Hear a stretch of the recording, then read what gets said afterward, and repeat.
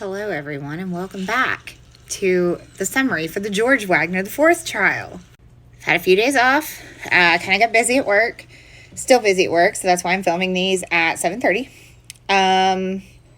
Sorry, my dog is whining, and my kid is playing right beside me, so if you hear some noises, that's what's going on there. So we're going to start off. I did not make a video last Friday. That would have been day 10 for the George Wagner the Fourth trial. And on day 10, we went over scene 3 of 4 for the autopsies with Dr. Karen Luman again, who, again, performed the autopsies for all of these victims. Today, we went over the autopsies. Well, not today. That day, we went over the autopsies for the bodies that were found at the scene of Dana Roden's home, which would be Dana Roden, Chris Jr., and Hannah Mae Roden. Couple things. I finally got my nails done again, so you're going to see a lot of this. And I'm aware that there is makeup all over the white collar of my hoodie. If you know how to not have that happen, let me know, because I don't, clearly. All right, starting off, Dr. Karen Luman did say that all 3 of the victims in Dana Roden's house were shot multiple times in the head. Those were the only wounds that they had, and that it did appear that all of them were asleep when their wounds were inflicted. But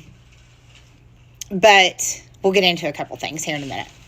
She started off with Dana Roden. Dana Roden was shot 5 times. She was first shot to her left forehead from less than 3 feet away, because the skin, and be this side, the skin of her forehead showed signs of gunpowder. So it was not right up against her skin, but right off of it to where there was still gunshot residue. The second was to the right forehead, and the third was to her center forehead. The fourth was above her right ear, and the fifth was along her right chin. So this was overkill. She did have no illegal drugs in her system, according to her toxicology, and only 1 or 2 of her gunshots would have been fatal, according to Dr. Luman. I don't remember, because it's been several days, I don't remember which one she said would be, but I'm going to assume it's the one in the center of the forehead and probably one of the ones to the side. Jake Wagner did admit to shooting and killing Dana Roden. He then went on to shoot the other 2, Hannah Mae Roden and Chris Roden Jr., and then went back and shot Dana some more because she was quote-unquote making noises. Like we said before, Dana Roden was in bed, and they did say that she was potentially awake, and that after working her 16-hour shift, they probably waited for her to come home to attack. So go to part 2. We are back for the trial of George Wagner IV, day 11. On day 11, which was yesterday, which was Monday the 26th, like I said earlier, I'm a few days behind. But honestly, I'm going to catch up pretty quickly because, all of this at this point are things that we've known before. And we're still going over some crime scenes. This is the final crime scene, which was Kenneth Roden's camper. And then today's court was done by lunchtime. All right, so on day 11, like I said, we went over scene number 4, which was Kenneth Roden's trailer. Camper. Sorry, he did not live in a trailer. He lived in a camper. I had a vision of what I thought this camper looked like and this whole setup looked like. It didn't look like I thought. It was actually a pretty nice camper. It had a permanent porch and everything. I know to people who aren't from rural hillbilly areas, you're not going to think that sounds very good. But honestly, a lot of people live in campers. Either permanently or temporarily while they're building a home or something like that. So it's actually pretty common. So honestly, I wasn't surprised by this. So today we met BCI Special Agent Mike White, who is clearly not from Southern Ohio, because the way he kept talking about Southern Ohio was hysterical to me. When asked, I think he was with the Ashland County. Don't know where that is. I'm assuming Northern Ohio, because he kept saying things. And they would say something like, and were you familiar, do you recognize this crime scene, or did you recognize anybody on the scene, deputy-wise? And he's like, I ain't from down here. Like, I am not from down here. I never come down here. And I was like, bro, this isn't the middle of nowhere. It kind of is, but I'm sure Ashland County is too. So Mike White did go over how the camper was in disarray, and there was very little evidence that was recovered from this scene. Now, before Y'all come for me talking about how the camper was in disarray. The fucking BCI agent said it, not me. So y'all can quit calling me an insensitive bitch because Frankie and Hannah's house was a fucking mess. Because, listen, if I die and my house is a mess, y'all can make a series of TikToks talking shit about it. I don't care. It's not me being insensitive to the dead. I think what happened to these people is absolutely fucking horrible. But I could not live in that house. Like, simply could not. And I stand by that, and whatever. Long story short, get over it or stop watching these. Make your own that are sensitive. Anyway, so like I said, there was very little evidence recovered from this. Kenneth Roden was shot one time in the right eye, and when they asked him about it, they said his left eye was closed and that his right eye was quote-unquote gone. They did find some folded up money, a wallet, and a set of keys laying on the bed with Kenneth Roden. Apparently that's about all they got evidence-wise inside the camper. They did go outside to the marijuana grow operation, so go over to part 2. We are back for day 11, part 2. So Kenneth Roden's property was the one out on Left Fork Road. They did find cameras set up on the property, but there was nothing going to them. And the BCI agent did testify that there were cobwebs and stuff on them, so he does not think that they were disabled by the murderers at the time. They did testify that Kenneth, these were witnesses from last week, which would be the family members. They did testify that Kenneth was quote unquote fixing to get out of the pot business and hand it over to Gary Roden. And I don't know if Kenneth was planning to get away from the pot business entirely or if he was planning to go into business with Chris Sr., because Chris Sr. had established a company name called Adams Medical something. Sorry, it's escaped. I saw it, but I don't remember where I saw it. He was basically fixing, in 2016, Ohio was getting ready to pass medical marijuana. So ultimately, I think Chris Sr.'s goal with this whole thing, and which I also think overlaps into his issues with Billy Wagner, was that Chris Sr. was planning to set his family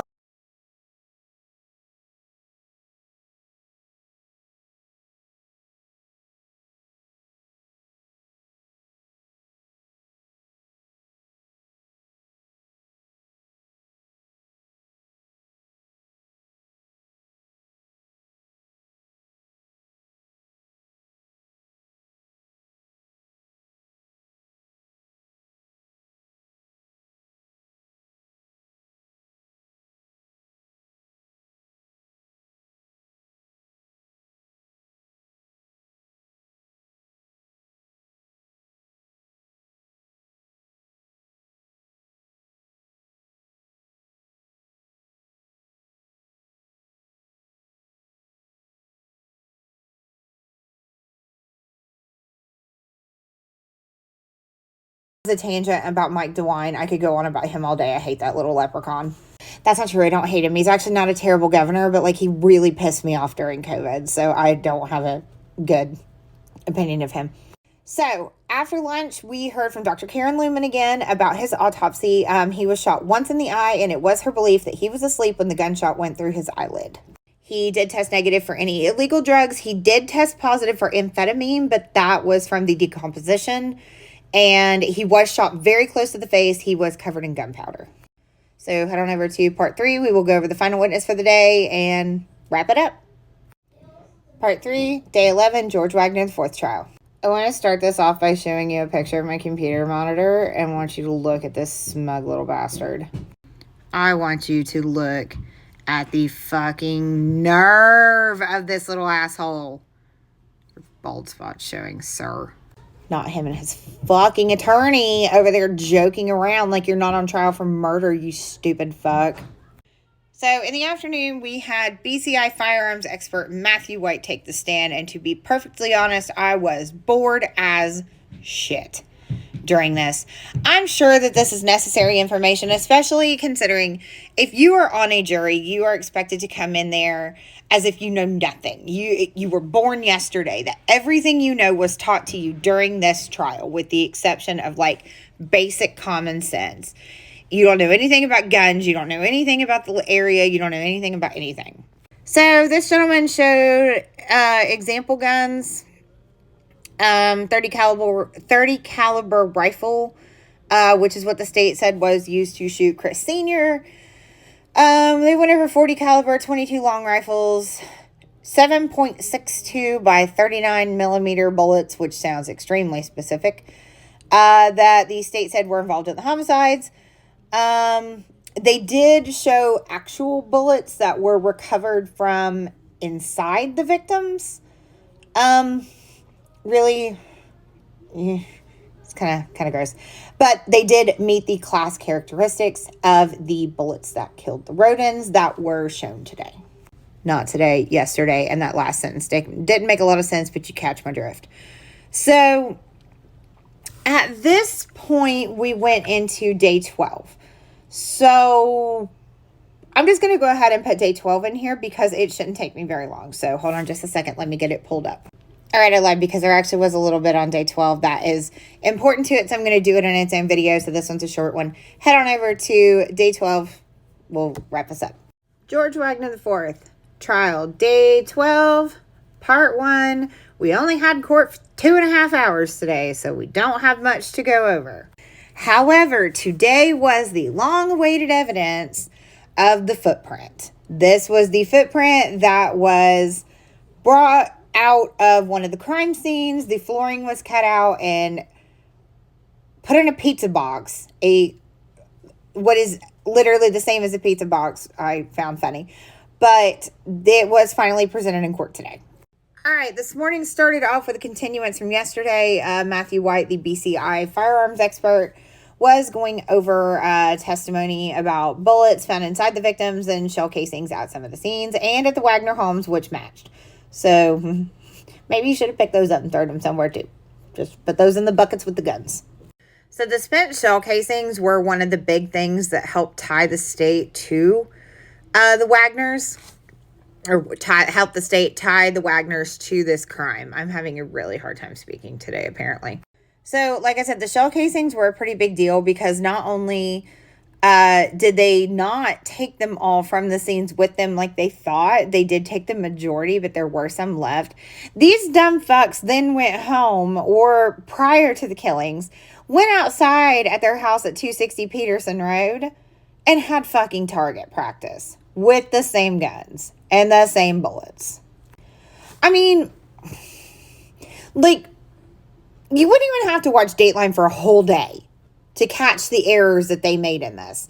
Between the receipt and the shell casings. And, I mean, this isn't that difficult. This isn't that difficult. I feel like you really need to think about the dismount, and that didn't occur to a single one of these people.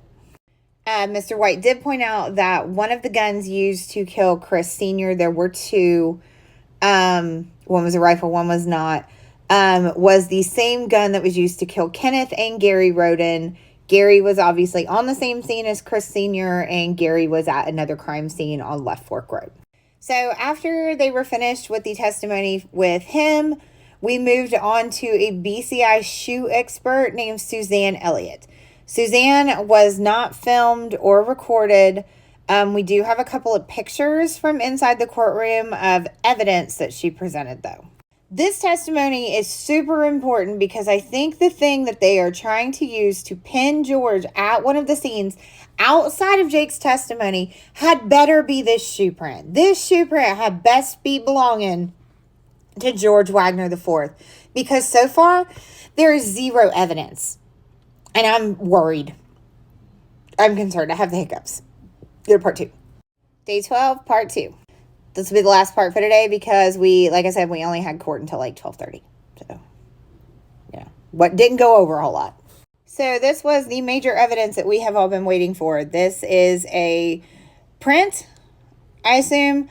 But they did bring in the original of the footprint that was originally made in blood.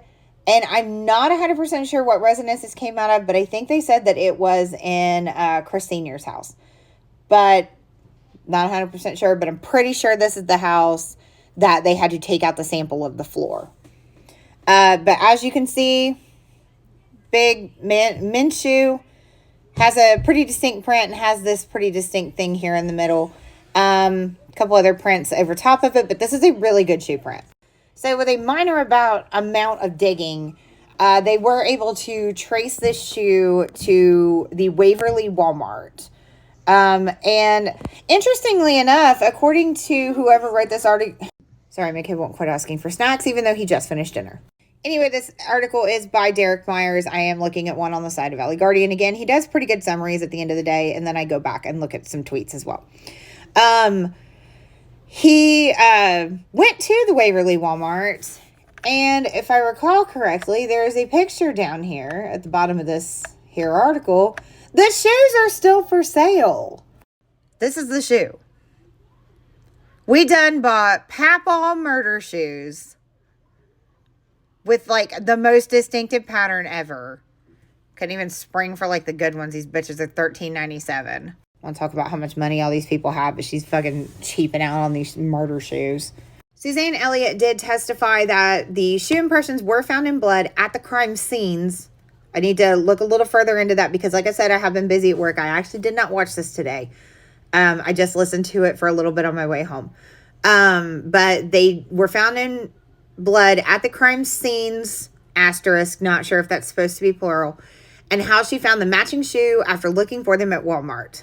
She had visited Payless, Foot Locker, and scanned a state database of shoe impressions that I didn't know we had. It has more than 50,000 impressions and had no luck, but I'm pretty sure this is in here now. Angela Wagner did ultimately admit to buying the murder shoes, but said that her sons did not like them, so she threw them away. Then, of course, they found the receipt on the property. The shoes were never recovered. Jake says that they burned them. And probably should have burned that receipt too, Angela. Just, reiterating.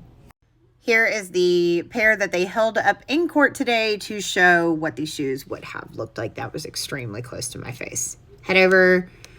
Part 3. I've got a couple random little thoughts and we'll wrap her up. I'm going to show you a picture of the bloody shoe print in the house. It does have some kind of dusting powder on it, but just, if you don't like looking at blood or anything, just skip forward about 10 seconds. Again, I'm too lazy to save the picture, but here is the picture of the shoe imprint on the floor in Chris Sr., I believe, Chris Sr.'s house. Yes, it literally says Chris Harden Sr.'s house. Here is the picture of it in the pizza box. Because I'm telling you, that's a pizza box. Like, whatever.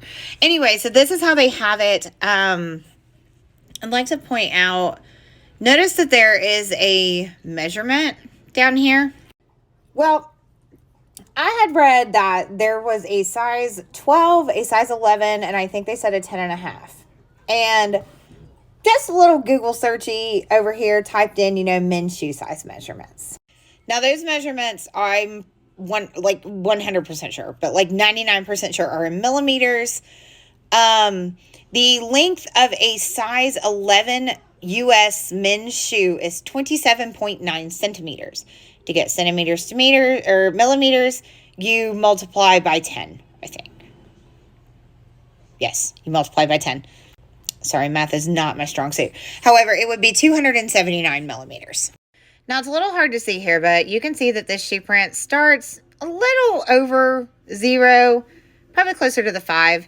And then we don't have the full print, but you can kind of tell in the front of those shoes were like those rounded toe. So it probably came to around here. And it's really hard to see, but what number is that? 270. So according to this, a size 11.5 would be 283 millimeters. And a size 10.5 would be 270 millimeters.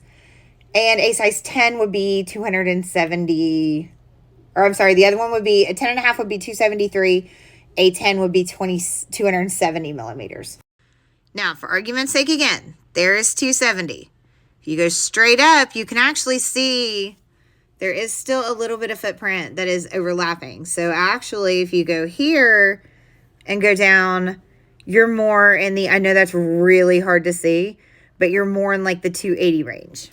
That might be dirt. That might be shoe print. That might just be fingerprint dust. I don't know. But this shoe is consistent with those and the sizes that I read that the Wagners would have worn. And with any luck, it is the size that George Wagner IV wore, because I think the shoe print is going to be the only physical evidence. And if that is the only physical evidence they have and the other sizes I saw are true, we're in trouble. Go to the next part. My kids started streaming a movie, so our bandwidth went way down for some reason. So it's going to take me a minute to get all these posted. So from what I can tell from these shoe charts, basically, each half size is 0.5 centimeter or 5 millimeters difference. So where he says 11 would be approximately 278 centimeter or millimeters. A 10.5 would be 273. All I gotta say is that this had better be some physical evidence, because honestly, I am genuinely concerned that the state is trying the Wagners as a whole, because that's kind of what it's coming across as, that he is trial by association. And I don't know that that's going to pay off for them. I mean, it might. But so far, the state's proving that the Wagners killed them, but they've not proved which Wagners did anything, because there's no DNA. They haven't said who this footprint belongs to, which, I mean, I guess the shoe print expert may have gotten more into that, but court was ended early. I will for sure be watching tomorrow to see, but I don't know. I'm getting real concerned here that we are just going on Angela and Jake's testimonies. And if that's the case, I think we've got a really good chance at a hung jury. Now, I don't know that he would get a not guilty verdict. I find that kind of far-fetched, but I mean, nothing's impossible at this point. I'm like 65% think he'll get a guilty verdict, 35% think it'll be a hung jury, about 30% hung jury, 5% not guilty. And I don't know, every day these percentages are just getting closer and closer to 50-50, if not less. And I am genuinely concerned that a killer will walk free at the end of this, and it's just not looking great. But we do have a lot of trial left. We have a lot of testimony left. So here's hoping. So about 11:45 is when shit got kind of weird and court dismissed. So I'm just going to read what they said happened, because the court is not answering questions, and the prosecutor, Rob Junk, had very little things to say about it. It all started when the court's bailiff stepped into the courtroom at approximately 11:45 a.m. and slipped a Post-it note to Judge Randy Deering. Deering read the note, made a facial expression, jotted down some things on paper, and reached for his cell phone and was typing on it. Simultaneously, the bailiff was handed 2 pieces of paper with highlights on them from the court administrator, Sandra Lawhorn. It is unknown what was on the post of the pieces of paper, if they had anything to do with the trial. Deering had a sidebar with the attorneys, and they ultimately sent everyone home after lunch, and that's it. So, final notes. The state was in the middle of a direct examination of BCI shoe expert named Suzanne Elliott. Let's see. Deering summons the lawyers to a sidebar and told the jury that they might be going home early, quote unquote. Prosecutor Rob Junk told the media that he was not allowed to talk about the reasoning for the early dismissal, but assured the media that everyone is safe. Trying to get my internet to pull up Evan Millward's Twitter to see what he had to say, but turns out my child is running his iPad and a movie, so that is why our bandwidth has tanked. Couldn't possibly be me trying to upload 3-minute TikTok videos, but you know, you'll have that. I did a little digging around on Twitter. I couldn't find anybody that had any reason for why court was adjourned today. I don't know if they'll ultimately release it later or if we're just going to be in the dark about it, but honestly, every day there is something else with this trial that I'm like, what the hell is this? Between all of these public officials that are refusing to be seen and refusing to do part of their job, and the judge being sued, and just every day there's something. I mean, they'll just randomly in court because a juror doesn't feel well, or today there's like a random note that gets passed. And I just really worry that these, I don't know, what's the word I'm looking for here? That these actions that they're doing, these theatrics, are going to fuck up this trial. Like, this is a big deal. This is a murder trial. This is potentially a death penalty should the plea agreement not be reached. Or the plea agreement arrangements, whatever. You know what I mean. I'm really struggling with my words today. But I'm genuinely concerned. And I know I'm not the only one. So, come back tomorrow for day 13. See what we can find. Hopefully more than 2 hours worth of court. So, y'all have a good day. Have a good night. Wherever you are, be safe. Be careful. Go out and enjoy this fall weather. It's fucking amazing outside. Don't sit inside and watch a trial. Listen to it later. Watch your summary videos. I'll see y'all tomorrow. Quick update before I go to bed so you get to see what I look like going to bed. I saw on a Facebook group today, so not 100% sure how true this is, but apparently a juror passed a note to the bailiff, and the bailiff took it to the judge. So that's what the Post-it note was that went up to the judge. So a couple different stories are going around with some speculation, and then of course there's a bomb threat rumor that I'm pretty sure isn't true. Pretty sure we would have heard about that by now. I think that was in Chillicothe, and that was a few days ago. So, not the same thing. So, the first thing that people are speculating about is that a juror is sick again. Whether it's the same juror, a different juror, because if you remember, we had one last week that asked to be excused and got court shut down early because they were diabetic and they weren't feeling well. Not sure, probably won't know if it's the same juror, but we do have a lot of alternates. So if it is the same juror and this juror is having issues, we do have a lot of alternates. The other thing that people are speculating about is that potentially a juror has sent a note to the judge that there is, I just completely blanked. Hold on. Juror misconduct. That's the word I'm looking for. So whether the jurors were discussing amongst themselves or outside sources or something like that, that they would send a note to the judge. God, now I have to yawn.